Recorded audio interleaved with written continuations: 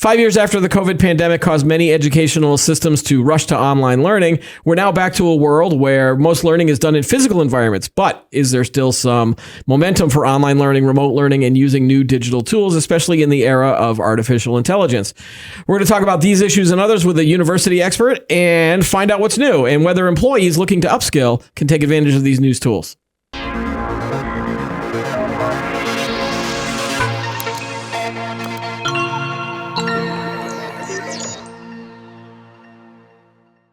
Hi, everybody. Welcome to Today in Tech. I'm Keith Shaw. Joining me on the show today is Evan Kropp. He is the Executive Director of Distance Education for the University of Florida's College of Journalism and Communications. That's a really long title. Welcome to the show, Evan. Thank you. That's not even the whole title. So. Oh, wow. Is it like the school is a sponsored name on it too? Like the Joe Smith University of? No. Yeah. We don't have a name. If anybody wants to, put their name on the building, I'm sure our dean would be happy to do that.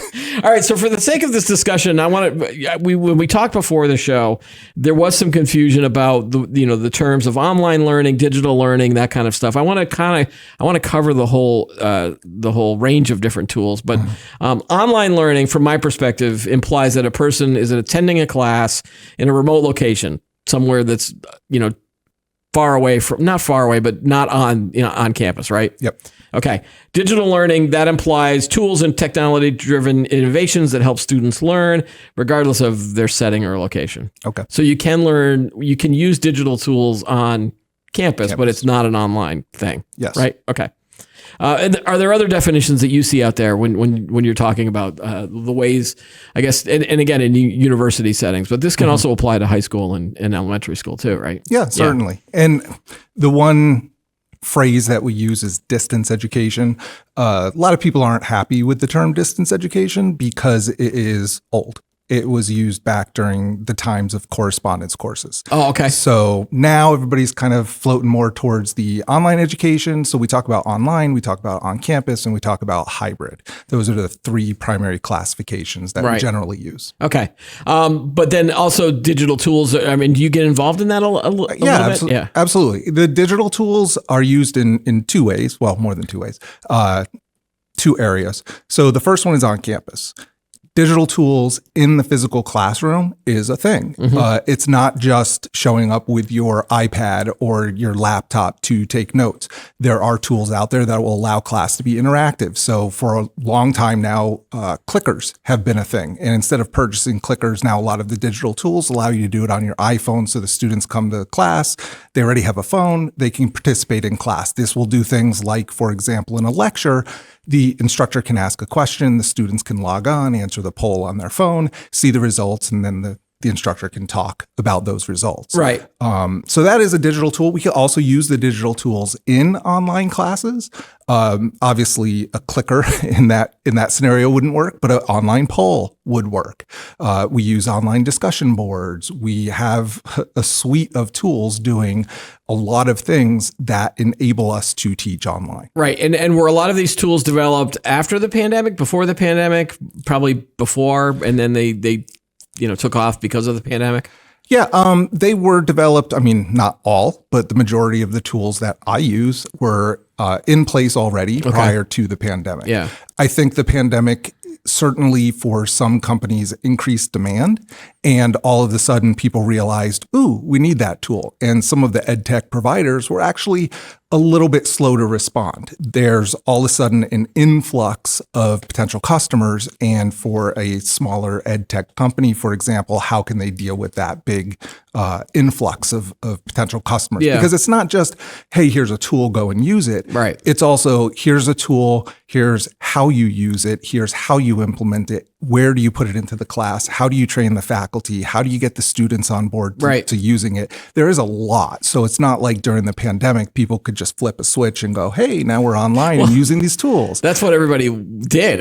Right? Well, that's what they claim to do. Yeah. The online experts pushed back right after the pandemic. Everybody started saying, hey, we taught online. We shifted to online learning. We like this online learning. We're going to do it. It was not online learning that they shifted to. What we say now is on-campus programs did a emergency remote teaching. Oh, okay. So we're trying to classify the difference between what the learning was and how it was structured and put in place during the pandemic versus what we had in place before and after. We don't really necessarily want to continue on with that emergency remote model. It was created quickly. Okay. It allowed us to fill the gap of everybody going home and needing to continue learning in that semester. But beyond that, it didn't offer that many benefits that we would continue with that model. Instead, we're trying to take people from that model and introduce them to the actual models of online learning. Right. So that would have been my next question is that we saw like this big spike and then, now 5 years later, at least in my experience, there's very little online learning that's going on. But again, this is the high school level and the elementary school level. They were like, get the kids back in as quickly as possible. Yep. Have you seen it in the college environment where more people were attracted to moving from that emergency the emergency, what would you call it? Emergency remote teaching. Emergency remote teaching to now phasing into a real online learning platform, or did those go away too? Or the people that had it still use it, was there an upswing on online learning after the pandemic? There's definitely an upswing in the number of schools attempting to go into the online marketplace. A lot of the schools who started the emergency remote teaching, who may not have been online already, are saying, hey, let's continue with this. Let's put some more effort into it and keep moving forward. I would not say that there was a spike that then went down in higher ed. I think there was a spike. It dropped a little bit, but online enrollments are still up. Compared to pre-pandemic numbers. So there is a upward trajectory right now in my college, for example. We have 2,500 or so students between on-campus, online, undergraduate, and graduate. 48% of our students are now learning online. That's a really big percentage of students. And for schools like ours, the importance now is how do you manage? You're used to managing the on-campus students. You have your processes in place. You have your faculty in place. Everything is humming along wonderfully. Then you add this online component. What do you do? How do you implement it? How do you launch it? Was there something there already or not? So there's a lot of questions to continue. Everybody got forced in the pandemic to do that. Whether they continue learning and moving forward or going back is really the question on a school by school basis. Yeah. But definitely increased enrollment. I'd like to think that there's an analogy between what a lot of corporations are doing with they sent everybody home as well, and there was a remote work, and then we saw some return to office initiatives, and there was hybrid and things like that. So are you seeing any hybrid models out there where a professor could be like, all right, I want most people, we're going to be back on campus for some things, but then other things we are going to adopt an online learning thing, or is it just one or the other? It's depending on the professor, it's either on campus in a classroom or completely online. Yeah, it's not one or the other. It should not be one or the other. We should embrace all learning methods and ways to deliver lessons or information to students that fits them and suits them. Yeah. So is a student going to be in the on-campus program, do an emergency remote teaching, and then go, oh my God, this online thing is wonderful, I'm going to stick with it? Maybe, maybe not. Do we want them all to? No, we don't.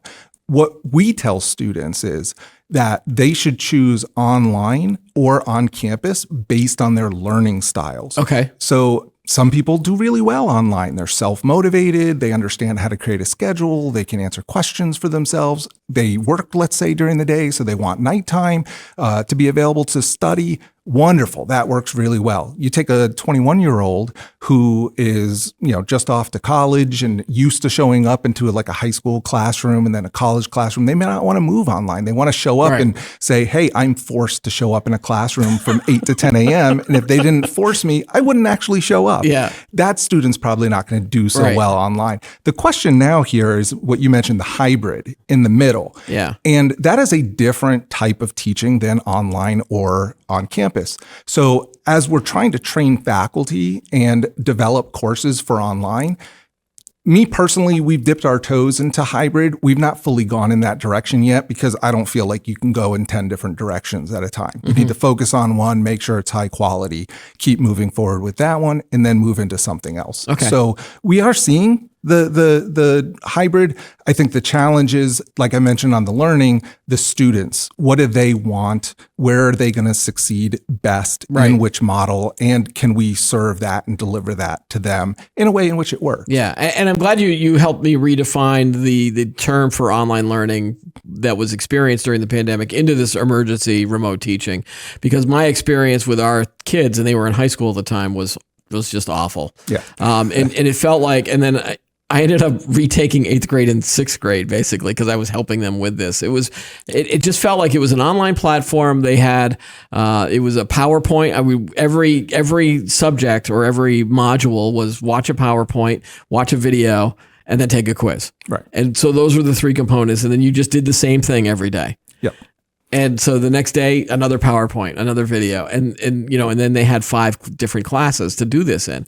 And by the end of it, it was like I was just sitting there helping them and be like, yeah, this is what he's trying to teach you, or this is what they're trying to teach you. And like, so tell me about how online learning is different. Like, you're not just watching PowerPoints, you're not just, taking quizzes. I have the same problem with security training at corporate, kind of platforms, where they just be like, you will pass our security training if you just watch this video, take a quiz at the end. It's like, well, did I really learn anything? So what we saw during the pandemic in this emergency remote teaching were faculty members who had not already, many faculty members, I don't want to speak in grand generalizations, but many faculty members who did not buy into online learning, who were forced to go online, or ones who bought into it but maybe didn't have the time or energy. So what we saw when everybody scrambled to go online was that these faculty members knew how to teach in person. So basically they took their in-person class and moved it into the digital area. Instead of giving a lecture in person, they gave a lecture on Zoom and they put the recording up. They took their PowerPoint, they put their PowerPoint up. That was it. That's not learning. Right. That's not quality online learning. Right. That's taking campus and throwing it online. Yeah. We don't like to claim that as online learning. So what are the features of now online learning that can benefit students? Yeah. So most importantly, we talk about course design.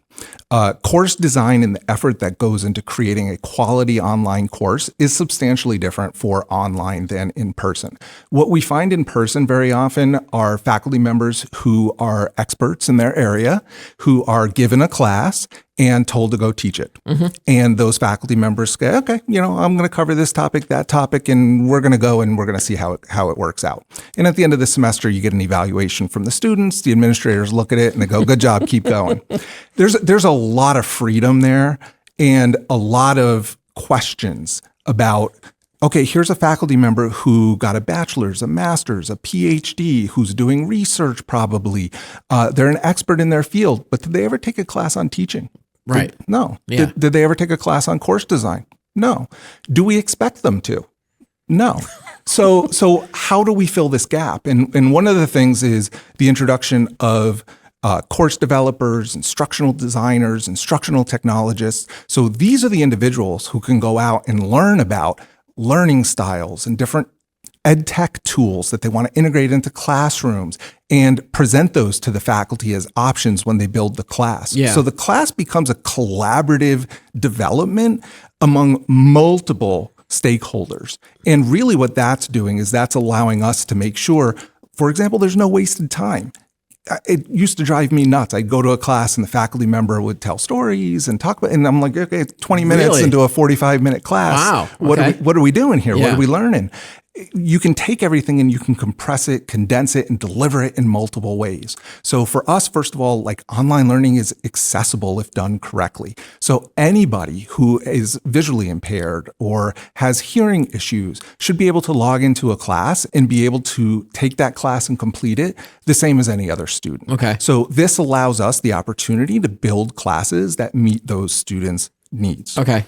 Is there still a separation between the types of college students that might be more into on-campus learning versus maybe someone who's taken the online classes? And again, I've just seen this from marketing materials. It feels like from the online learning area, you're always looking at, students that are probably working. They're like, oh, the single mom who doesn't have time to work because she's taking care of her kids, and so she takes classes at night online. Things like that. Is that is that still there, or is it more melding now so that, my son who's about to graduate, he is going to an in-person college, but, are they going to start marketing towards the high school students because, maybe it's is it more economical, or is it about the same? I mean, it's still a college. Yeah. So sorry, I threw like 3 questions at you at once. Sorry. I'll start with who are these students? Yeah. Who are the students typically? And realistically, the students in online programs are usually considered non-traditional students. So as you said, these would be either 18 to 22-year-olds who are not following a traditional path as we know it of, show up on campus your freshman year, stay for 4 years, graduate, go get a job. Right. These could be individuals who are working, who are maintaining other responsibilities, who also want to continue and accomplish school as they go. We're seeing an increase in those students, the traditional students who are looking for online programs. Some want that flexibility. Some realize they're better at learning online. Okay. And we're also seeing the non-traditional students continuing to show up. And we're looking at some college no degree individuals, especially for online undergraduate programs. There's about 40 million people in the United States who have some credits but did not achieve a degree. Okay. And for us, let's not waste that time or money that you put in. Right. Let's go ahead and help you finish up. And, that's where the big dogs are making their play. So the Southern New Hampshires, Arizona, Purdue, Western Governors with their competency-based model, they're going after those learners and they're going after them in mass. So will the numbers of traditional college students ever catch up to those numbers? No. Yeah. With 40 million against about 14 million college freshmen going to school for the first time this year, it's not as attractive, right, I guess, for the schools to go after. Let's go after the bigger bucket. Let's get these learners in. And there's a flexibility that's offered with that as well, which is great because no longer do we have these really clear set degree paths. There's students coming in with all sorts of credits and experiences and whatnot. So do we give them credit for experiences and work or not? Right. Prior learning credit is what that would go under a classification of. So there's a lot of questions. But that's also, that's also an appeal to someone maybe who's been working for 5 to 10 years in an industry and they feel like, well, this is not going anywhere. This isn't what I want to do. Maybe I should go back to school, not necessarily to get a master's degree, but maybe look at another program and things like that. I mean, obviously I could get a master's degree if I wanted to. Not in journalism, though. I don't think. But is that is something that could be an appeal for a university, right? To say, hey, you don't have to come back on campus. We understand that you're still working and obviously, but come back and maybe look at some other programs that you weren't able to look at before, right? Yeah. Oh, absolutely. I mean, look, I'm at the University of Florida. We're in Gainesville. It's in North Florida. for if you want to live in Florida and be as far away from the beach as possible, come to Gainesville. You have trees. Yes, we have beautiful trees. Yeah. The difference is that we have, for example, graduates who finish their bachelor's degree and live throughout the state and want to come back to us for a master's degree, but they live in Tampa, Orlando, Miami. So it just does not make sense for them to come to campus. Those online classes allow us to extend our reach into other areas. I will say there's a lot of smaller reasons why people choose online programs, and they may be valid or they may not. So your example there of somebody who has 5 years of work experience. Great. That's very common type of student that we'll see. And I laugh, but they'll talk to me and I'll say, oh, why online? Well, I'm 29 years old. I'm so old. I could never sit in a college classroom with 19-year-olds. Right. And I'm going, you're 29. My average age in my program is 30. And they go, wow, really?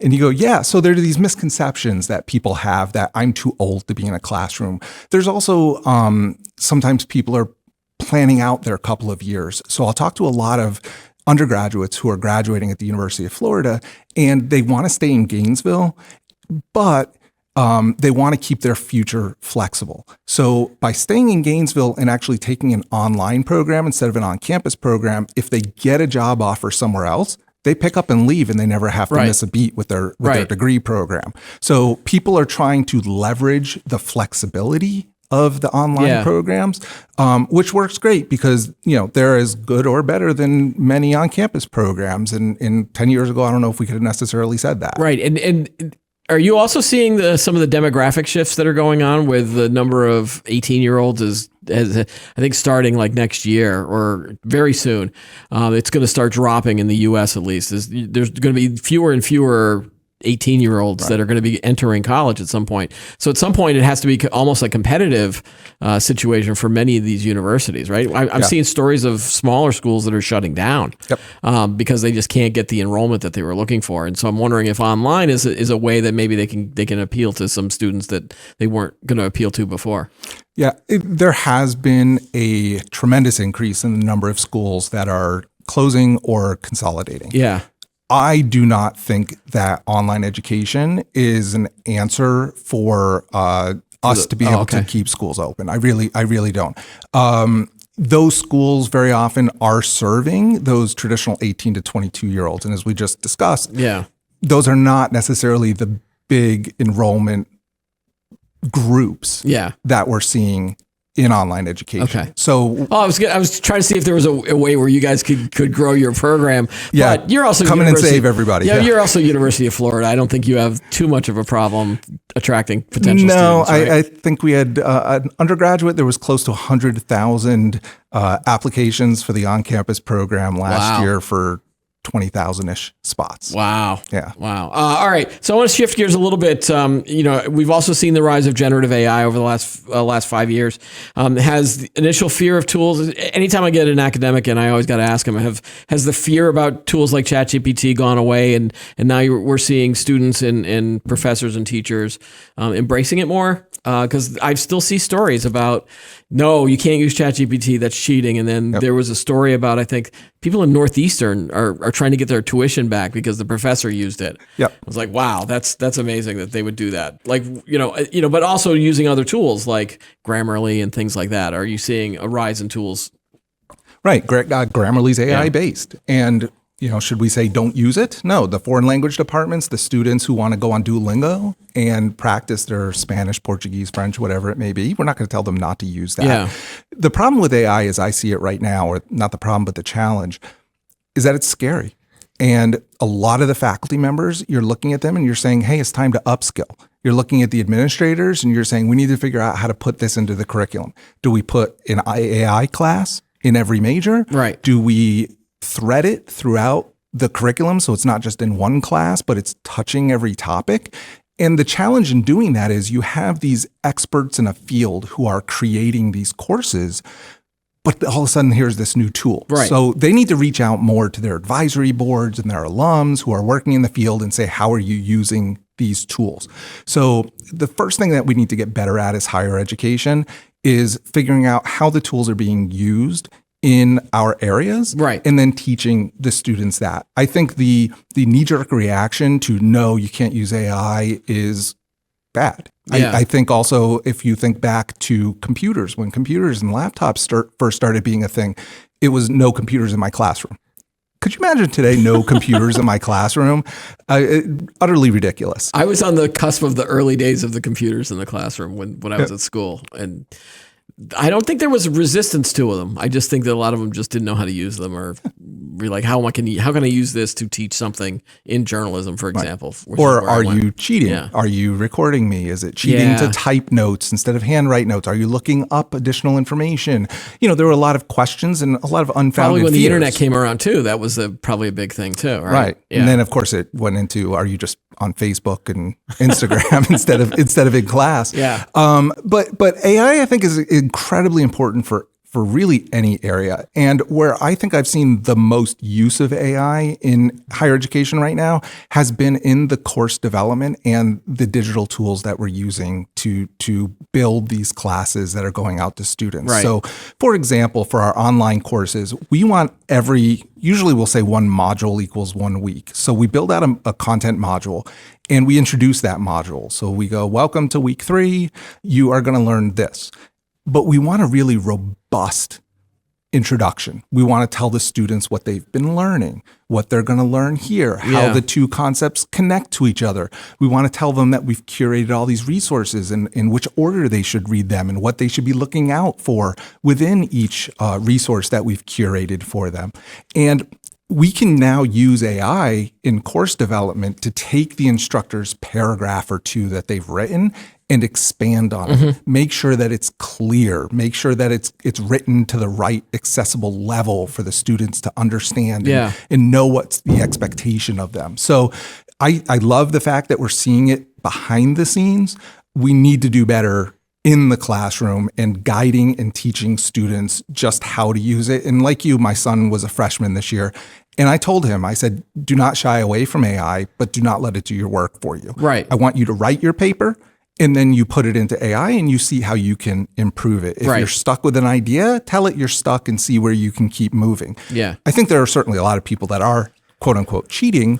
But if we trust the students and we teach them how to use it as a tool, then we can succeed with it. Right. And right now, but of course, what gets the hits, and we had your colleague Dustin on the show talking about virality.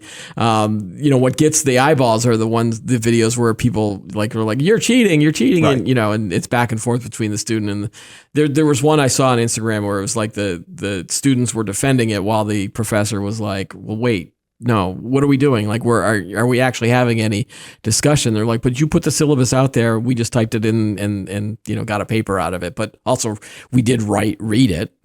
I'll give you one real world example. We teach public relations. Part of that is press release writing. Right. And one of my faculty came and called and said, Evan, I have a problem. We're teaching press release writing, but the students are going to AI and having AI write the press release for them.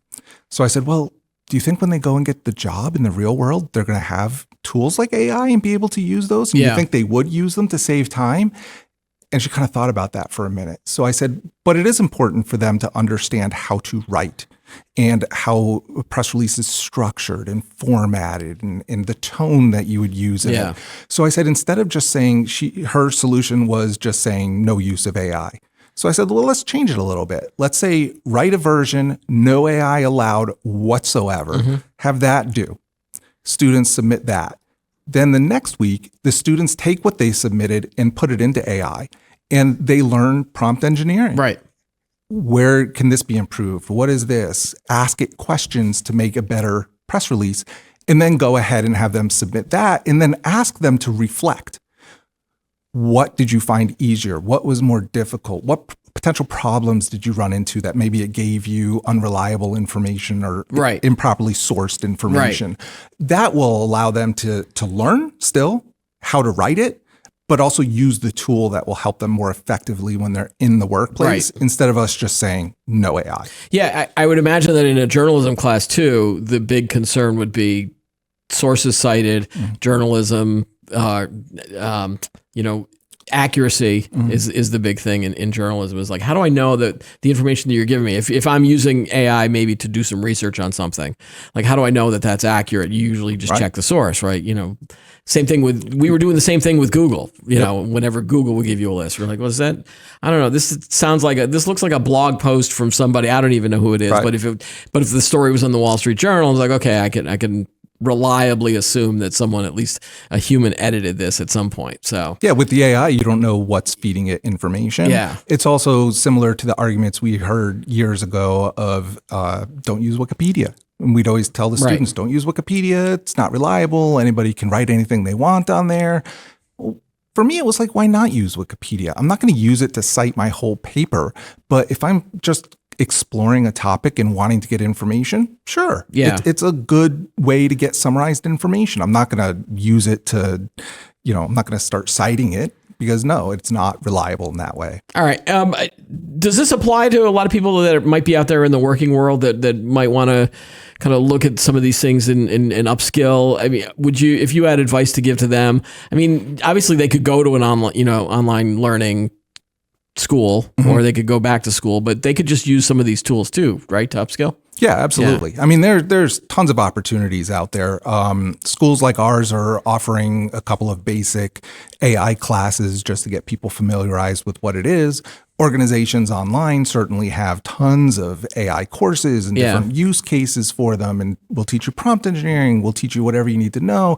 I love on my social media feed, there's that, probably everybody gets it, that image of 30 days to being an AI expert. Oh, yeah, and I get every that day all the is, time. every day is a different one. And I'm tempted, but I haven't done it yet. But there's places. And I think most importantly, though, not every field is moving forward with AI at the same speed. So if you were in journalism and you wanted journalism AI education, sure, maybe you can find specific AI journalism education. Yeah. But you can go off and just get AI education. That's equally as important. Even if it's not focused to your industry, you can make that connection between what you learn at AI and your own industry. My experience is that I just go on to ChatGPT and say, hey, can you do this for me or do this? And then I look at the response and it's like, oh, I can use this in my own life, or I can use this to speed up some things. And then other times I'll look at it and like one of the tools I was using was like, hey, we can do an AI thumbnail image generation for your videos. And so I tried the tool and it was horrible. I was like, well, no, I'm not ready yet. Because again, we have a specific look and feel that we like to do with our thumbnails, or at least try to match but it was just like, it just took two pictures and put really horrible font on it. I was like, this is not ready yet. No, I've tried that too. I've had no luck with the design, and probably good, because everybody will tell you I'm a horrible designer.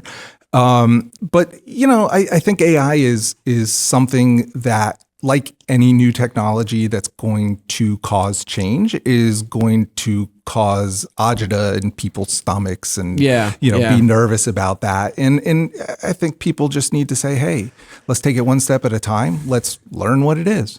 After we are familiar with it, how might I use it? And one thing I've been doing, I heard a lot of individuals talking about no longer using Google search, but using ChatGPT to search. Yeah. And so I've been trying that for the last week or so, and trying to get out of, we just so easily go to Google and type away.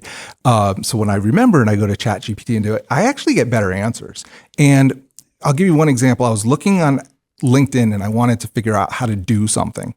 So I went into the LinkedIn help pages, couldn't get an answer to my question. Went to Google, couldn't get an answer to my question. I went to ChatGPT and I said, listen, I want to do this on LinkedIn, but I can't figure it out. Is this possible? And it came back and it goes, no, it's not possible. I go, why is it not possible? Well, it's not possible for these reasons. And I fully understood that. So I go, oh, great. Let me ask it 2 or 3 more questions. And I asked a few more questions. In 10 minutes, I answered all the questions I had about what I was doing. And it spoke to me almost in my own language, not just a generic help page answer, but really targeted to what I was trying to accomplish and telling me if I could do that or not. If we scare the students away from the tech, they're not going to find those really cool instances to be able to use it like that. And isn't this what the people at Google and LinkedIn are probably really fearful of, is that most of their users are going to just go right to ChatGPT? I'm surprised you didn't say YouTube. You didn't try to find out if you could do that on YouTube. I save that for my do-it-yourself stuff at home. Okay. But Google's got to be terrified. What, no one's created a video yet on how to do something on LinkedIn? I'm sure there was, but maybe I got to search for that exact person with my exact same problem. And we'll see. I mean, there's no ads right now on ChatGPT. Google does not want us to stop searching because advertisements in their search engine is a huge business for them. So will we see that come over into the AI ChatGPT I think and other things? If they do, that's going to be a problem, I think, because people might just say, well, if I'm going to have an ad, I might as well just have it served to me from Google, but I don't know. Just switching gears again, are there other digital tools or learning methods that you keep an eye on in the space? I think when we were talking before the show, I was thinking about AR and VR and maybe some of these interactive methods. I've seen, whenever someone came out with a new headset, they were all like, and it's going to revolutionize the way we teach. It's like you're going to put on this headset and you're going to go visit ancient Greece, and you're going to see, what happened when Vesuvius exploded in Pompeii, things like that. Or are those just like icing on the top or glittery to not very helpful type of things? Or and the other one I was thinking about was gamification as a teaching method. So do you follow a lot of those trends, or are those just not like ready for prime time? No, I do. I personally, I love gamification. Yeah. I talk to a lot of people about it, and what I hear back from a lot of people is that gamification's for kids. It really doesn't belong in adult learning. I disagree with that. I am a big fan of Duolingo myself. I've been 256-day streak on Duolingo, and I'm a old academic guy, and I love it. And I think that I've probably learned more in almost a year than I did in several years of high school taking that language. I love the game aspect. I got this right. I got this wrong. Can I go up a level? Can I win coins? That stuff really keeps me engaged. Right. And I think that the more we can incorporate that into learning and making learning fun, I think that's great. I think we'll see more and more of that. Why did companies never jump on that? I mean, I saw a bunch of people that were trying that maybe 10, 15 years ago. I think it was the PlayStationification of oh wow, all these people are playing Xbox and PlayStation and they're getting achievements and that's what we want. So, but then they never I'm still stuck doing this PowerPoint video watch, take a quiz type of a thing. Yep, and I think is that because of the change management thing you were talking about with the fear of change, and they didn't, it takes too much time to develop that new way of teaching? It does. All of these things take time. Yeah. They take money. The VR AR is a good example to kind of go back to that a little bit. I was looking into VR AR 10 years ago. Yeah. And we had a whatever from our president, directive. Oh, okay, directive. Okay. Yeah. And he said, I'm going to put together this small group. You guys figure out how to use AR and VR. And through the research we found 10 or so years ago, what we really found was people were using it for campus tours and different types of non-academic initiatives. Yeah. We had actually come up with the idea of using VR and AR for a graduation ceremony and having the students' names announced and showing them on video from home on the big board and them having this immersive experience as graduates so they could look around in the stadium and have it be almost like they were there. It's too bad that didn't go into effect because then with the pandemic, that would have been a perfect graduation ceremony. Right. I've seen a lot of that. I see some really cool AR and VR implementations, but not nearly enough. I think that it's an awesome technology. I think that enough people probably aren't having the level of familiarity they need with it. I think it's also a cost issue. Yeah. And I don't see it being adopted fast enough. If I were to sit here and say, what is the next 10 years of online learning and what role does AR and VR play in it? I don't think much. Yeah. I think the closest you would get to would be some like medical school training. I've seen videos where instead of operating on a cadaver, you're teaching your students virtually first, so that then obviously then the cadaver, and then once they're ready, then they can do an on a live patient. And we started off this conversation talking about digital tools. Yeah. My son's school has a big digital table in one of their labs, and it can pull up like a picture of a cadaver and they can see in 3D and move it and pull pieces and move things out of the way. That's great. I think that's a great use for the tools. Will we see AR, VR take off in journalism education? Probably not. Yeah, probably not. Yeah. Or a holographic press conference simulation type thing, I guess, maybe. I don't know. All right. Well, I did want to ask one more question about some of the social aspects of online learning. Yeah. And I think obviously college, at least from my perspective as a parent, it's not just about my kids going to the classes and learning stuff. I mean, obviously that's the most important thing I want them to get out of it. But it's also things like, how to do your laundry correctly and how to live with a roommate and some of the social stuff and, making friends and all that kind of stuff. How do you try to think about that when you're talking with your online students about, how can we help you do that as well without it turning into something like, okay, here's a Zoom party that we're going to have, because that was the worst thing about the pandemic was all those Zoom parties I had to attend. Yeah, that's exactly what it turns into. I was hoping there was something that I hadn't seen yet. No, there are people out there doing different initiatives, and for me, one area that I'm trying to focus my research on right now to figure out how to bring it in a more meaningful way to our online programs is engagement. So really I don't think we can duplicate that traditional college experience that you're talking about.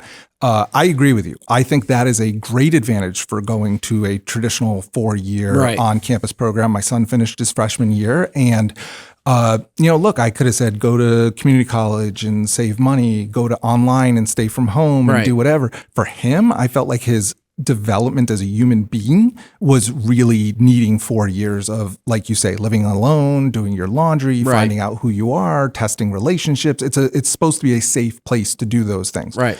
We can't emulate that necessarily online, but what we can do is try and increase engagement. What I fear is the students who literally open their laptop, sit at home and stare at a screen, close the laptop, and go off. I don't think online learning should all live in the laptop, and I don't think it should all live in the LMS and the learning management system where the classes are being delivered. We need to create more opportunities for students to engage than that so they can have some of those opportunities to grow and learn. I do a lot of exhibiting at journalism events where I'm out there recruiting for our bachelor's and master's degree programs. And sometimes those events will come with a few free tickets. So I generally give those to students. And then while I'm there exhibiting, I have a couple students walking around and they come back and I go, okay, how's this? Go watch this one and say hi to this person and go introduce yourself here and go over there. And they love it. And we need more engagement like that. So how can we do it? I wish I had an answer. That's what I'm trying to figure out. And how do we leverage the digital tools? There are schools that have tried. I've seen all sorts of different, hey, come in the community. And one thing I've learned is building these big communities is not what really the students want. They want to be able to find and connect with others like them the same way as college, right? I'm going to gravitate towards people with the same major. I'm going to graduate with people who are in the same classes. So how do we get those people not just talking to the professor, but talking to each other and creating that type of environment where more learning beyond the classroom can happen? Yeah. And again, is that something that a technology platform can solve, or is it something beyond that? Like maybe you have to think about non-technology. Right. I have a survey actually going out next week to my students where we're thinking about having an in-person event. And we're just not quite sure what they want. So I said, well, we'll send them a survey. Do you want to do it on campus or do you want to do it in a central location? Do you want it to be, multiple hours long or days long, or do you just want to show up for a quick talk? What do you want to get out of it? So I'm planning, hopefully, bringing my career services people along with me and, put all of my students in a room and listen to the career services person, engage with them, set up one-on-one appointments, things of that nature. I don't like necessarily, I understand the purpose sometimes, but online programs who have required in-person elements, I think that kind of defeats part of the point of being online. People don't want to travel, but that's what they're trying to preserve. They're trying to preserve that building a relationship, engaging with faculty beyond the classroom, things of that nature. So we're going to try and do it and see what happens if it's not within a requirement, and do people want to show up? What do they want out of it? And can we create better community that way? Yeah, if there's just a way we can get it off of that laptop computer screen type of a thing, I think you're onto something at some point where you can have engagement with other students and not have it be just sitting in front of a laptop. Because again, I think if you're just sitting at home, you're not really experiencing the college. No, and we can get stuff experience, right? We get them out there. We put them in internships, and they'll go do things like that. We opened up our study abroad opportunities to our online students. Oh, cool. And we have some really cool stuff. I mean, for like sports fans, we take them to the NBA when they're playing in Europe, the NFL when they're playing in Europe. We go out to professional soccer games all over the world. Really awesome opportunities. So we just launched a journalism program, and we're waiting for final approval on a sports program. So what's going to be better than going to Europe and having those opportunities, and to open those up to the online students, I think is terribly important. I think you see a lot of schools treat their traditional on-campus students one way and then the other the online students, but bringing them together and then even getting them to participate in activities like study abroad together, I think brings an advantage for everybody. Yeah. Cool stuff. Evan Kropp, again, thanks again for being on the show. Thanks for coming in. It's funny that you're talking about distance learning, yet you came into our studios. Yep. So I really appreciate it. Thank you for being here. Well, thank you for having me. I appreciate it. That's going to do it for this week's show. Be sure to like the video, subscribe to the channel, add any thoughts you have below if you're watching this on YouTube. Join us every week for new episodes of Today in Tech. I'm Keith Shaw. Thanks for watching.